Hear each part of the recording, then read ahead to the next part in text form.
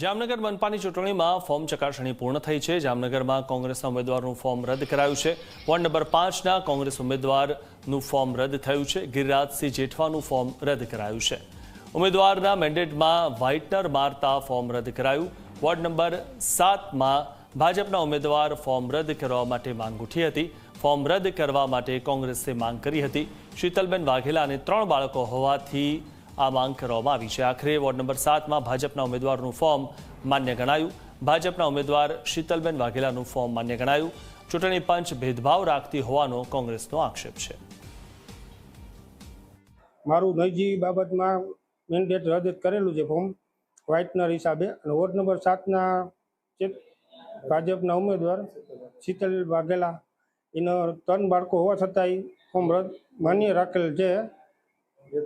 ભેદભાવ કોંગ્રેસના અમારી પાસે ખૂબ પુરાવા છે કે પૂરેપૂરા તોય ભેદભાવ રાખેલ છે મારા ફોર્મમાં।